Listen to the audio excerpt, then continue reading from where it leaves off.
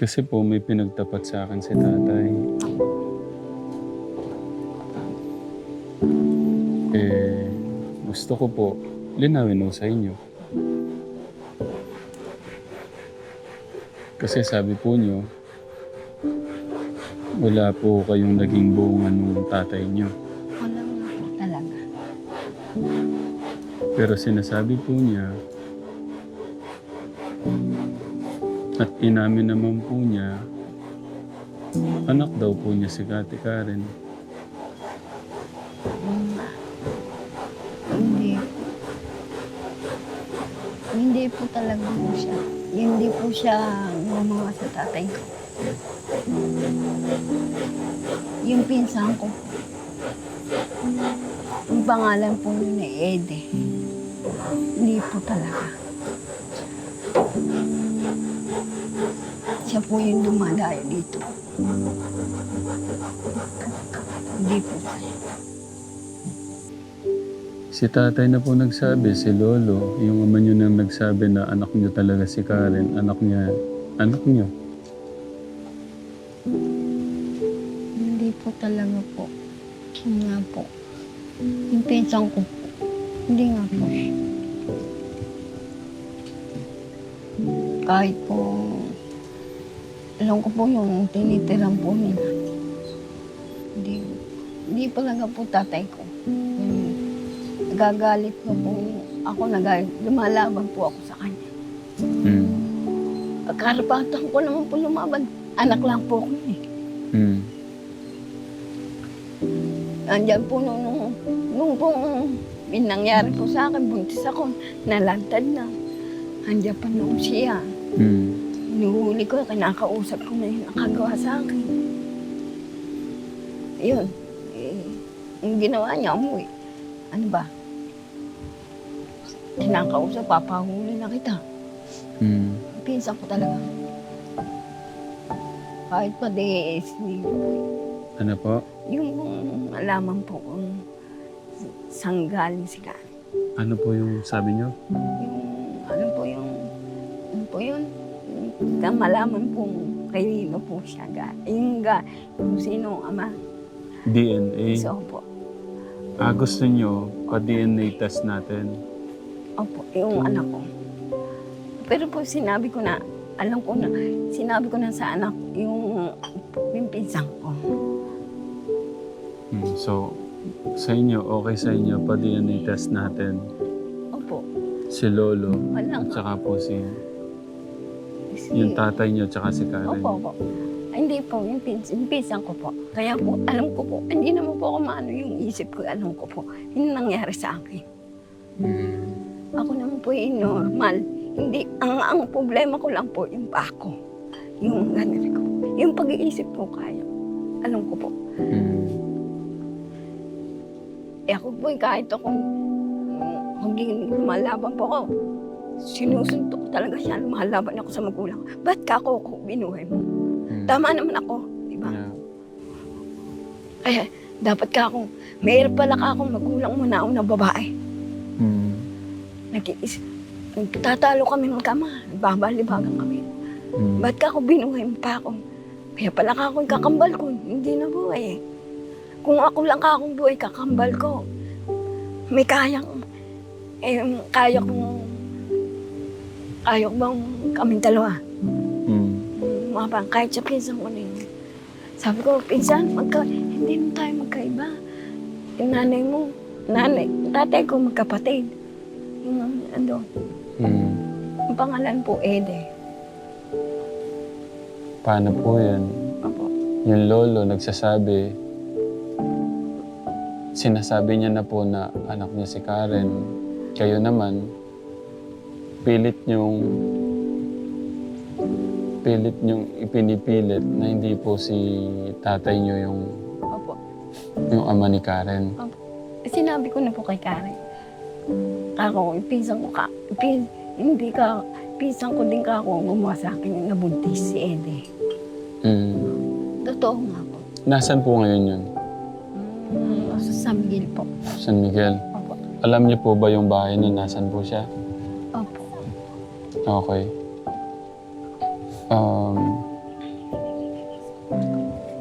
Ay, wag ano lang po. Pwede naman po siguro naman po kahit wala po siya. Ay, kailangan pala makakuha din ng kahit malaman po lang naman yung dugo nung tsaka po yung lalaki po, yung pinsan ko. Ah? Pinsan ko po yun eh. Kasi po, si Paano tatay, po nangyari na pinsan nyo nakakapasok din ho sa bahay nyo? ako po ano po, yung bang tinatawag po ako. Ala ko naman po. Kahit po kung nasa siyempre po ba, madilim. Kala ko naman po, may hinihingi lang po sa akin. Ay, alam mo naman, pagka po pala, sabi ko, hindi tayo magkaiba. Magpinsan tayo na si tatay po, tsaka po nanay niya magkapatid. Nanay ko. Umiiyak na nga po ako.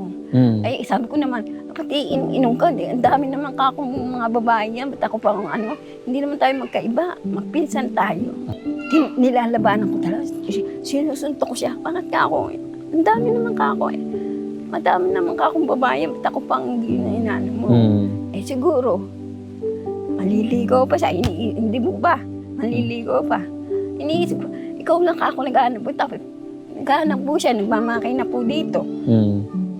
Tapos ala ko naman po, may lang pala, tatawagin lang, gagawang palusot ba? Sabi ko, ayoko, masama yan. Nako, makita ko yung kainom, hilahin pa ako sa dilim. Ako pagkang ganun natatakot na ako, nanginginig ako. Ibig ko sabihin, paghila po sa inyo sa dilim, nagagawa na po yung gusto niya. Opo. Higpiting, pahigayin ka, kahit saan. Kaya matanda. May lola, yung nanay ko po buhay pa, yung nanay niya. Kahit po kami ng dalawa ng lola ko, yung inang niya. Nagugulat na lang po, may katabi ko. Hoy, andyan ang lola mo. Sabi ko, ayoko. May ka nang ako sa inyo. Ayaw, makita ko nakatabi sa akin. Ang gagawin ko naman ay umalis ako.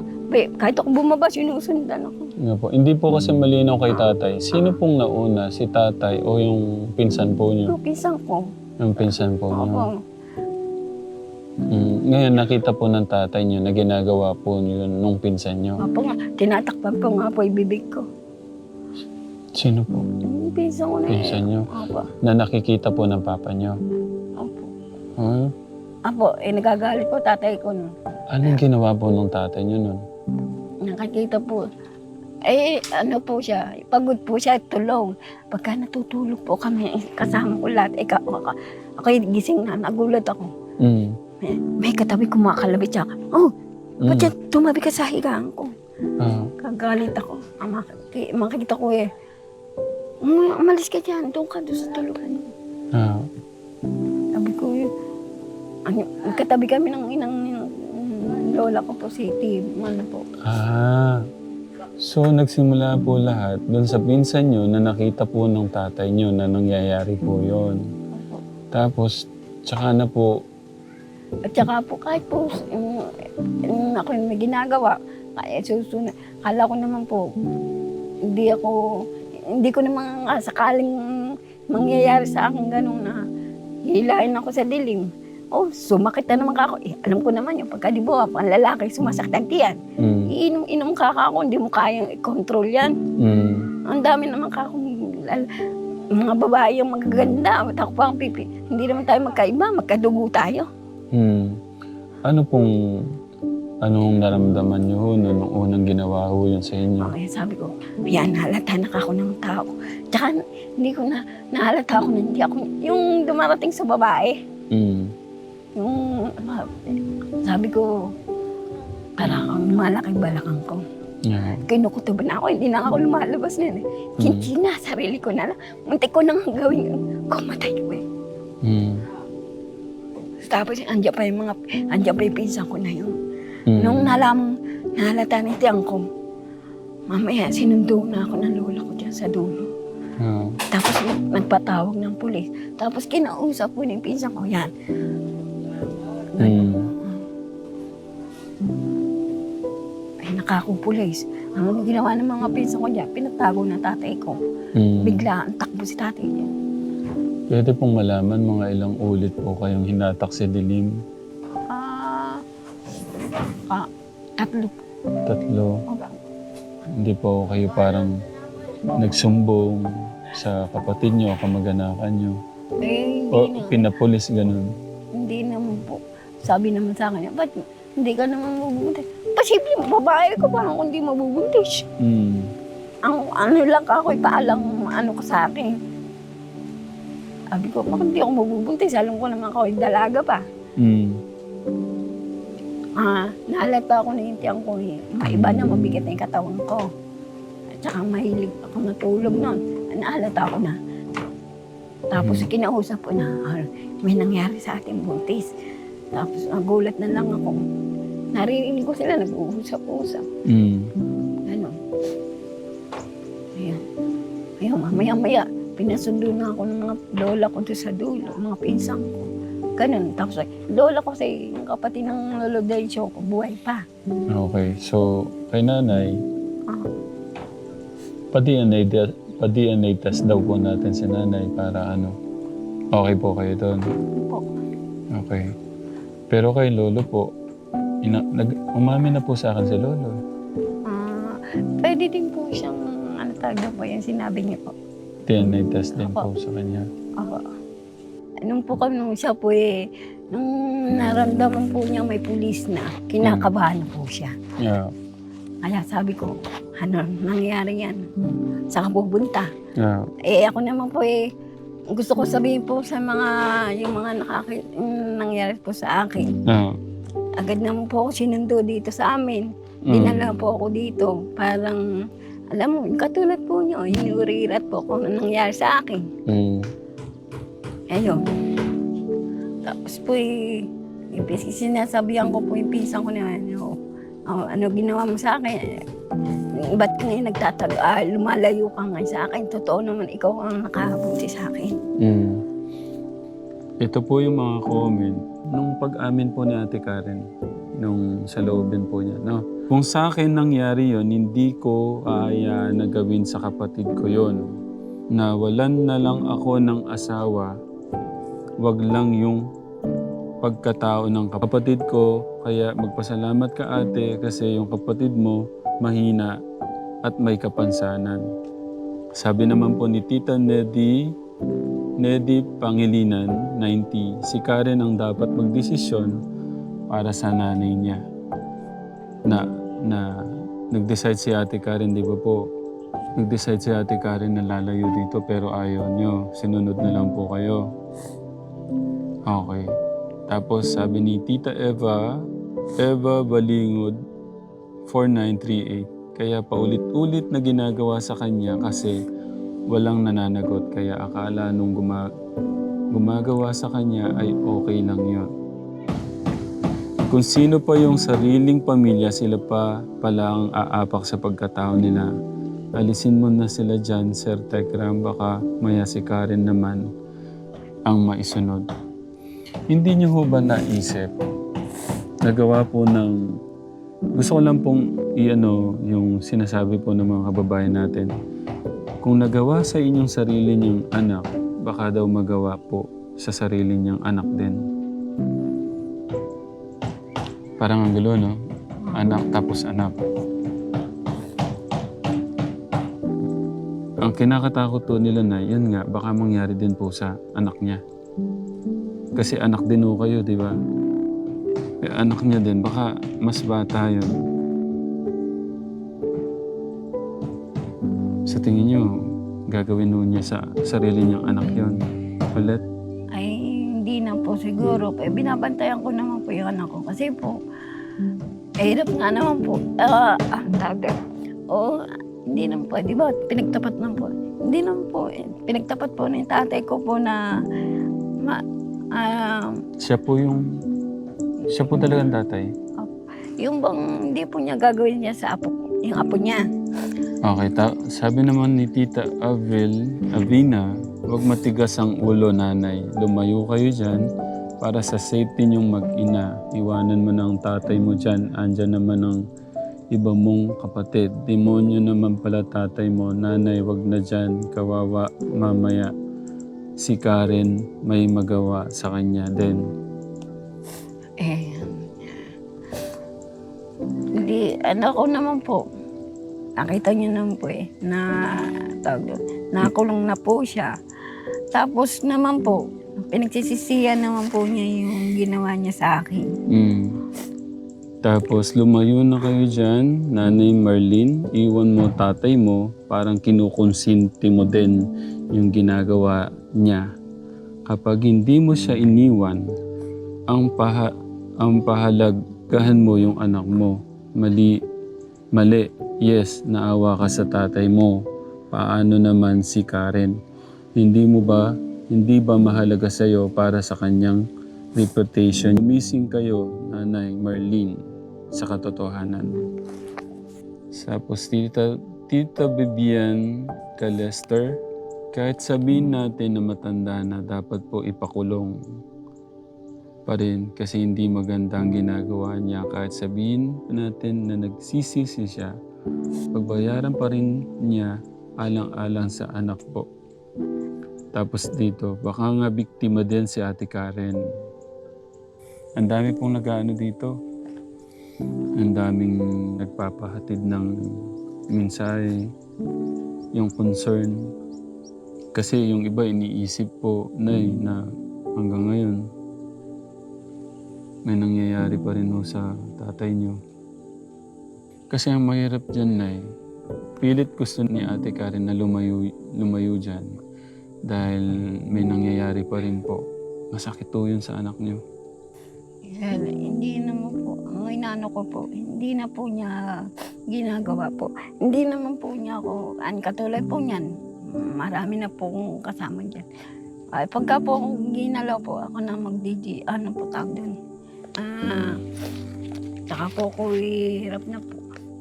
Tapos po, siya naman po papag ako naman po hindi, nagpalagit na hindi na po ako pwede manganak. Nung po nanganak po doon sa pinampong kong anak na huli, hindi ko nakita. Lumaki. Napalagit na ako. Sabi ko sa ate ko, kahit ako, ang tawag na, ate, alagitin mo na ako. Kahit galawin pa ho kayo ulit, Oo. tatay, Opo. Sabi ko, ate, hindi na ho kayo mga anak. Kaya alam ng anak ko, lahigit na ako. Kaya sinabi ko din po, Okay. ang bahala na ako. Sana ka ako nga po para matapos na. Gusto ko lang kunin si tatay ng load ko. Para maano na iisip ko Kunin? ni Lord. Para po, alam mo naman mga tao na chismosa. Bakit? Ay, alam mo naman mga tao yan eh. Porkit kayo magkasama ka lang sa bahay, porkit may ginagawa ka ba? Wala naman po. Ako naman po may isip pa. Hindi ko kayo pinapakilaman. Kayo nga naman po ang kalagayan ko. Hindi ko naman po kagusto na, hindi ko naman po, ang inaano ko, talaga yung pinsang ko. Kaya po hindi siya makapunta rito eh. Kaya po, bahala na ako ang Diyos sa kanya. Pagka siya namatay, hindi ko siya pupuntahan. Kasi sinabi ko na sa anak ko, anak, ang tatay mo talaga, nandini, sa Balite. Katulad niyan po, pagkalimbawa po pinuntahan ni Kuya, ni Kuya August po, yung mabibigla po yung tatago. Alam ko naman po yun eh. Ayun nga po siya yung umalis na nalaman akong buntis eh. Biglang-bigla siyang umalis eh. Sabi ko lang, bakit dami ka akong babae? Ako pa ang gusto mo, may kapansanan. Tita, ano pa ako? Ang tawag pa sa akin, Ate Marlene. Ako pa matanda sa kanya. Ako po, ang tawag sa akin nun, Ate Marlene. Ako po sa kanya. Ako pa matanda sa kanya eh. Ginagalang pa ako. Porque mahirap pala ako, kuya, no? Yung may kapansanan. Yung pang may kapansanan ang anuhin mo. Sabi ko, dami naman kang babae yung matitino, matangkad, magaganda. Ay, sa inyo naman ka ako maganda. Eh, paano kasi? Ganyan ugali mo. Hindi naman tama na yung magliligo kay mahihain naman po yun eh. Bakit ka ako hindi ka mag-asawa? Pwede ka namang maraming babae yan. Nagugulat na lang ako eh. Nandito ka na naman. Eh dumadayo po kasi magmakina dito yun eh. Yeah. Eh sa akin pagka po yung lasing ay pumupunta, nagugulat ako, nandito na naman pa. O lasing ka na naman. Ang gagawin ko, bababa ako. Eh, makita ko. Akala ko naman may hinihingi lang. Mamaya hinihila ako. Eh, ang ginawa ko eh. Sabi ko, umuwi ka na sa inyo. Ayoko na. Nakikita na ako ng mga tao yung tiyang ko. Yung balakang ko. Yeah. Biglaan. Siya naman nung may dumating na pulis, siya umalis. Yeah. Takot siya. Eh kung ako hindi ganito, hindi naman ako pipirme dito eh. Tatrabaho ko. Katulad ng pisa ko si Tibo. Hirap pala ako. Kasi naman, iniisip ko naman, bakit ako nanay ko? Nahulog po kasi nanay ko sa tulay, yung buntes. Kaya po, siyempre naapektuhan ako. Nahulog po sa tulay. Ay kung ako na po. Tapos sabi niyo, kambalusa na kayo. Opo, may kasama po ako. Tapos namatay siya. Opo, nanganganak po pala, may kasunod ako. Ako lang po nabuhay. Ang bahay namin po doon, sa taas doon po, maganda po. Eh, diyan po, dito po ako pinanganak. Kaya po, yung kapatid ko, sa anak ako yan, may kasama, may kapatid po ako. Ako po ang ano nakikiusap. Ako po ang ano inyo po. Hindi po talaga po si tatay. Ang inano ko lang po, ang pinsan ko.